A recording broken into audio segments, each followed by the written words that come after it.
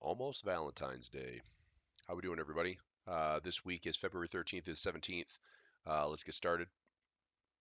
We understand there's risk in trading. Please and always use trade capital only. Do not trade with money you cannot afford to lose. Whether trading stocks, options, futures, forex, cryptos, you know the risks. If you're following me on social media, make sure it's the real me. Verified account on Twitter at Chris Pulver, Instagram at Chris Pulver, and here Mondays and Fridays for the Pulver Report. YouTube.com/Chris Pulver. All right, news this week. Let's have a look. We go ahead and get logged in to YouTube. Say hi to everybody. We have 433 companies reporting earnings this week. Let's see if we have some notables. Coca-Cola, Airbnb, Roblox is on there. DoorDash, DraftKings. Here's what DraftKings revenue was like for yesterday's Super Bowl, which, by the way, pretty disappointing for the Eagles fans. Unless that's a spoiler. People didn't watch it. Just kidding. All right. Good morning, Ann. How are you? David, how are you? Willard, good morning. Gary, good morning. Chris, good morning. Matt, good morning. Trish, what's happening? What's happening? Lucas, good morning. Gail, good morning. Nice to see everybody. Okay, take a look at the calendar. We have CPI news for the Swiss franc that just came out. The Switzerland came in hotter than expected month over month. Big news this week is the US CPI. We'll see if that comes in on trend with what's been happening with the inflation data, or if it's a little bit stickier, and we'll see how the market reacts to that this week. We're still stuck in the S&P. It hasn't really gone higher or lower since FOMC back in, well, I mean, I guess that was February 1st. Then we had some Powell comments. So yeah, we've had a couple weeks of the market digesting, but really hasn't gone anywhere. So we're going to see if we can kind of clear some hurdles or we give a lot back. Employment news out of the UK on Tuesday. There's your CPI news for the US right here. Right here. Tuesday morning, 8:30 a.m. Eastern Time. So that will be to kick off our flex session. We might see some dollar volatility that we can trade.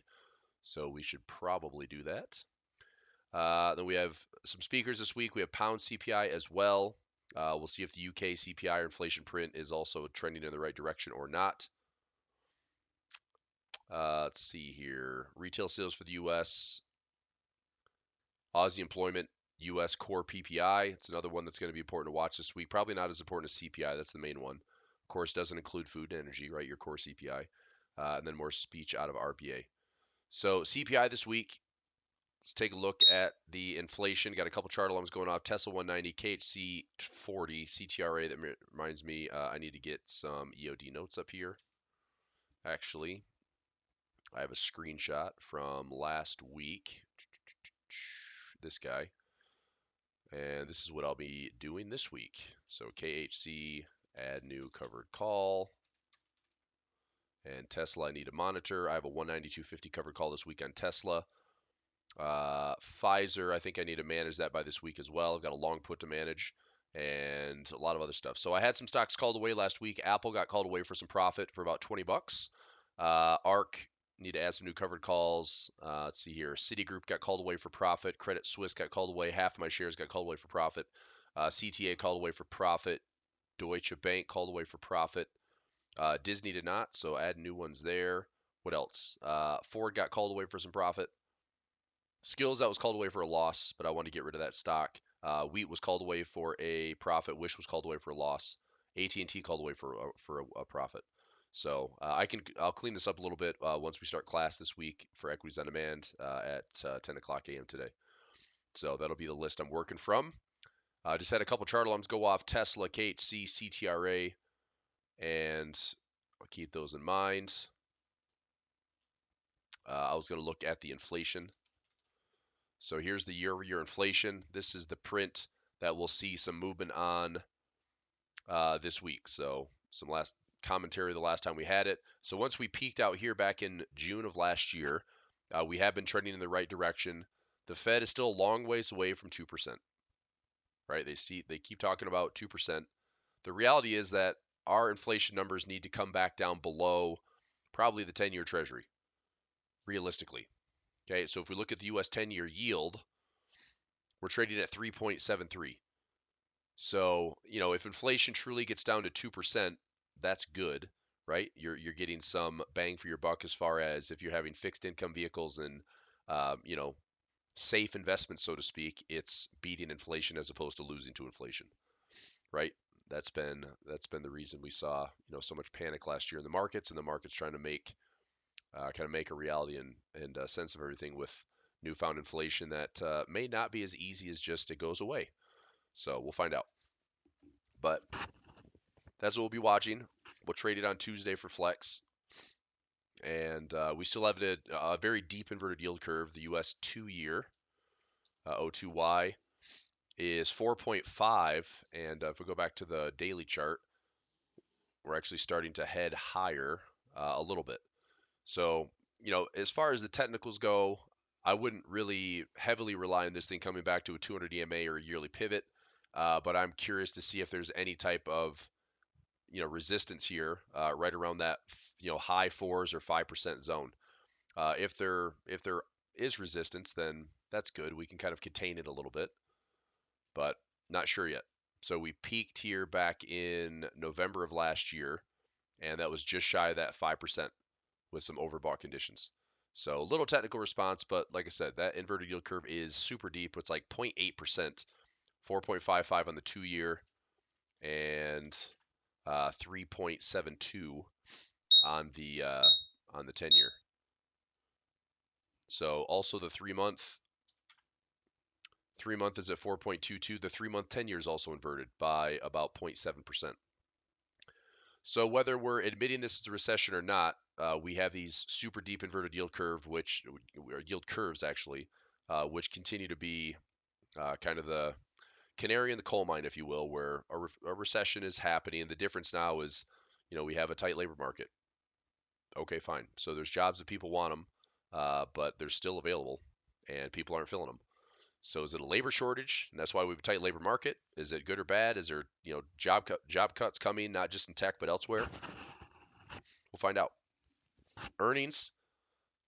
Curious if corporate profits are fat enough to kind of weather the storm through this quarter, maybe through this year, to continue to push off that whole recession talk.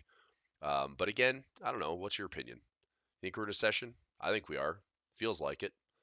A lot of people feel like they're worse off this year than they were before. So it's just we have two contracting GDPs, right? For 2 quarters, GDP's contracted. That's technically a recession. So anyway, whatever. We got to trade it, right? All right. So that's the yield stuff. Let's talk dollar index, oil, gold, silver. The dollar index is sitting at 103.54. If we're going to see any resiliency and bullishness in the stock market, then the dollar drops. If we see a weakness in the stock market, the dollar pops. We're going to the upside, the dollar's going to come back 105, 106. We come to the downside, dollar's coming back to that big 100 number. So at this point, we have moved nicely off the lows. I'm curious if we're going to have a little bit of follow through to the upside. That would put us above this 105, 106 area. I'm actually fairly long towards 108, 109 on the dollar. Incorporated a couple of trades. I'm short euro dollar right now. Short euro dollar from 109.40. Shorted again at 107.80. I'm going to stick with this a little bit longer towards this yearly pivot area. See if we maybe have a pullback this week somewhere in here. So pull back and push down, or maybe a stronger dollar pushes things a little bit lower towards 105. So that's my plan. I'm euro dollar short, dollar Swiss long. We did take a short last week on Aussie dollar for the flex trading room, and we were up a little bit, getting a pullback. We got filled right around this pivot around 69.90. And dollar Swiss, I'm long. We're going to see if this one can start breaking some previous highs. We need to see if it gets above 93. And dollar Sing poked up here, made a new high at 33 and change. So same type of thing. If we have a pullback on dollar Sing, I'm looking for the buyers to step back in. There's a nice yearly pivot. There's a big pocket. That's my profit target between 37 and 3,900. Profit target there, and building some long-term positions here on the dollar Singapore. It's also positive carry. I mean, if you're long the dollar right now, it's pretty nice. I mean, as far as the forex market finally starting to pay out some positive rollover. It didn't do it at all last year. I can attest to that, and it was super frustrating, but now it is. So there are some positive swap trades, which is pretty nice. Like, New Zealand Swiss long, Aussie Swiss long, dollar Swiss long, anything against the yen, anything long against the yen, but I would stay the heck out of the yen in case there's some crazy stuff going on. The JP 10-year, for example, this big break of the 0.25 yield is what thrusted the JPY into some strength towards the end of the year. If I'm not mistaken, they're supposed to be voting on a new Bank of Japan governor as of tomorrow, or somebody's gotten the nod, and I think they start that 10-year tomorrow. But we might see some JPY volatility. But I'd say all eyes are on CPI data this week for the U.S., possibly other countries. I know Pound has, or the UK has it as well. But nevertheless, CPI data for the U.S. is going to be important. Here's the SPX sitting at 4104. The SPY is up about 1/3 1% right now, and this is the indecision that I talked about. We have a high. We have some intermediate lows. I said last week that if the SPY breaks below 400, look out below. If the SPY, let me zoom out a little bit here. I mean, I suppose there is some structure in here, something like that. And we're kind of at this midpoint. So there's a lot of noise going on right in the middle. If we get a breakout, I mean, if we break some highs, that's 420 on the SPY. We break 420 on the SPY, I suppose there's room for a melt up. And if you remember, I still think this is important. March of 2023 is not that far away, and that would be this, historical average of roughly 7% post a rate hike cycle beginning. That puts us up around 455. I know that this is a FOMO area, fear of missing out. This is going to be the trade that nobody thinks is going to happen, but if it does happen, this will be great for stocks, stock traders, holders, to actually see some value coming back into their portfolios. Again, seeing some love in the passive management side. Active management, we're going to be making a lot of profit up there in that area. Now, we're also prepared, so I would trade options. Prepared in case it breaks back below 400. We have a couple bear call spreads on the SPY, a couple bear call spreads on the Qs. We're going to see if the bears want to take this thing back over. If the inflation print is hot and heavy, as an example, let's go back to the calendar here. So if we go to Tuesday, we're forecasting year over year to be at 6.2, which is a 0.3% better. I would say the market would love it if we print 6%. Okay, if we print 6%, then that's a 0.5% increase. Again, that's a pretty aggressive path to the downside. If that's what our print is year over year, that's an improvement on the forecast. That's an improvement over the previous. I think the market from there, I think the market's going to love that. So the stock market might rip this week pretty nicely bullish if we print, half of 1% better. But I don't know. If we print, exactly 6.2, how's the market take it? Maybe it's noisy. If it prints 6.4, we miss expectations. It just gets below the previous. Maybe the market doesn't like it. Obviously, if we print above 6.5, that'd be a terrible sign, and we're probably going to have this panic and inflation talk all over again. Okay, so that's data we can watch for Tuesday. That's year over year that I'm watching mainly. You can see here that the monthly print might be a little bit stickier at 0.5% versus a negative 0.1%. Okay, calling the new guy the Bernanke of Japan. Interesting. I didn't think he was dovish. What would you call Kuroda then? Kuroda was a pretty dovish dude. I mean, 2012, that was like the easiest trade in the world. I'm an idiot. I should have been trading it that way in 2022 as well. But I mean, Kuroda and his administration, they were pretty dovish.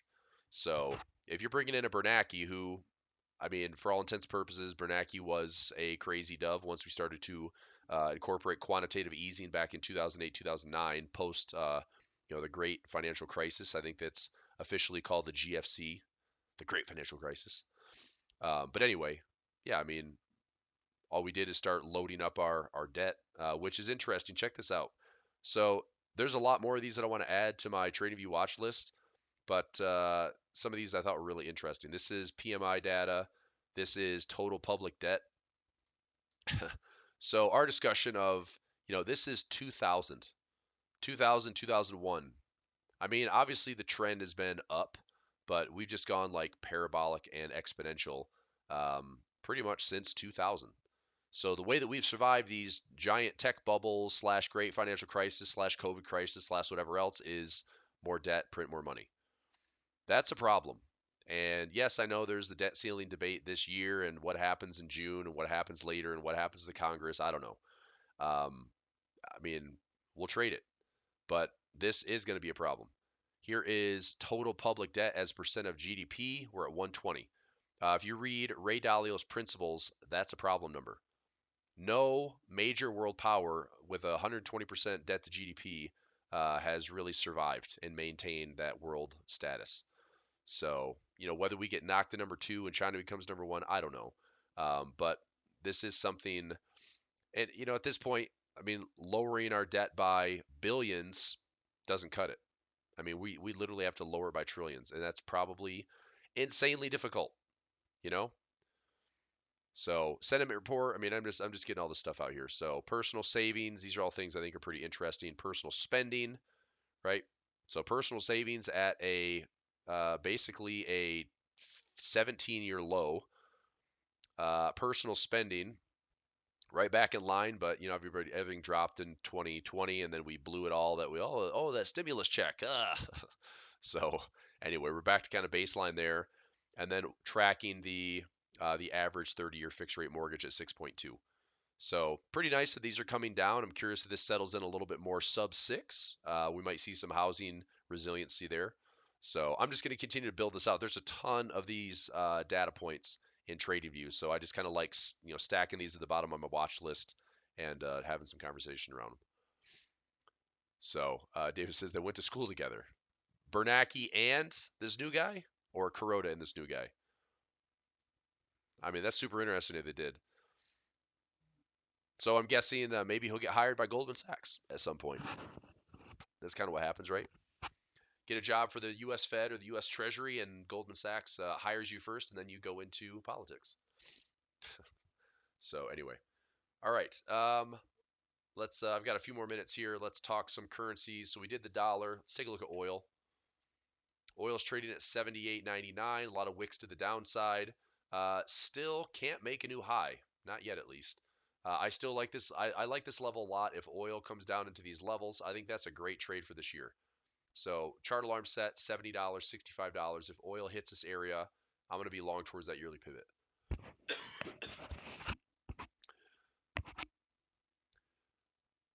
Okay. But we're sideways right now in oil. If we break above 80 to 85, then maybe that pivot starts to come into fruition faster. But for right now, still kind of contained sub 200 EMA. So we're still below that right now. Equal lows, equal highs, kind of messy. And like I said, probably settles in here to flush out some of those bulls. And then from there, we can build back up. I think that's a good trade with about a 40 to 45% upside. So I think oil, gas, energy, commodities. I think will work out pretty well. Overall, commodities have been holding up pretty nicely this year. Copper, for example, copper hanging in there right around that yearly pivot. Are we going to make a higher low like this? Is this a higher low on copper for another push to the upside? It's possible. Like a couple stocks that play copper. Also aluminum. A couple stocks there. Alcoa has been down quite a bit. We'll probably look at Alcoa this week with some credit spreads. I know we have a few in there. 217, a 50 by 45 profit, profit, profit. We have some other ones, but we'll start looking at some other staggered credit spreads on Alcoa. What's the other one? CENX. That's another aluminum play. Pulling back a little bit towards $10. FCX. This is a copper play. Pulling back here towards 42. So yeah, I like a couple of these. Maybe I mean, 45 by 40 is a little bold, but I don't know, maybe just a simple like 4250 by 4150 or something like that. We can take a look at that today. So and I want to kick these out because if these drop a lot, if copper drops hard, I want to be able to take some ownership, at fantastic levels. So options to me and not putting on a ton of cash overall is a good way to go. Pfizer got some action here. Pfizer sideways after that earnings report. We had a gap lower, but a fill to the upside. So 43.62. I've got a 47.50 long put. If it goes any lower, I'd like to cash that in and take some better ownership prices, or I can just start covering my shares of Pfizer. Let's go gold and silver, and then we'll kind of wrap things up. Man, I'm going to lose my voice this week. I can already tell. So, all right, gold. As the dollar maintains some resiliency and strength, gold is still pulling back. I like gold support in the 1850 to 1825 zone.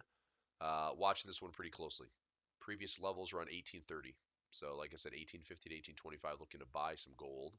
And silver also pulling back. We're at 21.99. I still like long. I'm still bullish on silver, trying to get some covered calls back up here towards 24.50. That would be SLV that I'm long on with shares, and that's pulled back towards 20. And I'm trying to get it called away here towards 22. So KHC, SLV, try to get some added covered calls in there. But I'll probably wait. KHC, I can get a new one, and I think that's still higher. We're up 39.97. I'll cover that, get that called away. Maybe. Yeah, we had some other credit spreads we can look at too. So that is oil, gold, silver. Let's take a look at Bitcoin. Bitcoin with a pullback. All right, 21.6. Probably pulling back towards the, look for the 20K handle. $20,000 if it's, pulling back here, little pause, pulling back here, maybe a trend line break, 20K support. I can see that kind of big round number holding. We had a lot of structure there before we broke on the FTX news. So 20K support looks pretty promising. It's still a good upside potential trade from a dip, 20K to 26K, almost 27K. That's a pretty good return, right? Just from a percentage side. That area is around 35%. Not too shabby. And Ethereum, same thing, getting a pullback towards some pivots. We're at the 382 pullback zone. We still have a pivot up here. So between the 382, the 50, the 618, this kind of window, looking for a higher low. We could perhaps have a deeper pullback. This is around the 7 to 782. That'd be around 1300.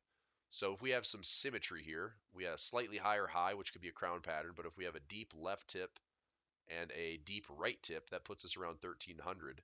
And again, 1300 all the way up towards the yearly pivot. It's a good return.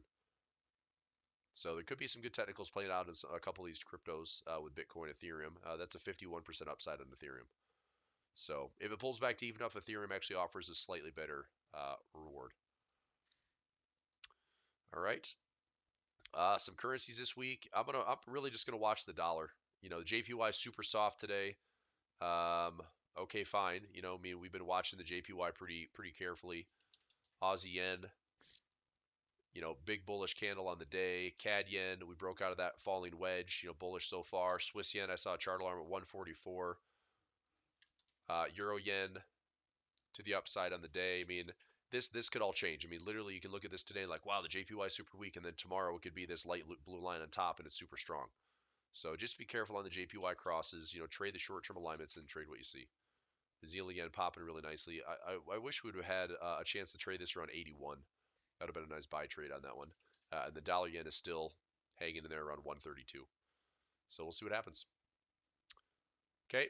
All right, real quick before we go, if you would do me a favor, let's saturate that thumbs up button. Let's get, we have 50, 60 people watching. Let's get 40, 50 likes. Let's satisfy the algorithm. And Equities on Demand students, I'll see you in about 4 minutes. Any other questions for me today? I will continue to power through, watch the volume of my voice. This is crazy. I've been sick for the last week, like Tuesday night last week, and now it's Monday. This is I've never had a cold linger like this before. So, and I went through some crazy therapy this week. Like it was tons of tea and a neti pot and steam bath and all this other crazy stuff, and it helped kind of like flush me out. But I sound like crap and still kind of feel like it. So anyway, looks like my time in the studio for cutting my new album will be delayed a little bit. Just kidding. Anyway, all right, everybody. I'll let you go for today. Be back in the Pulver Report Friday morning, 9:30 a.m. Eastern Time. Let's have a good week in the trading rooms. Equities on Demand, 10 o'clock, Monday through Friday, Tuesday, Wednesday, Thursday for Flex. And I'll see you then. All right. Thanks, everybody. Bye.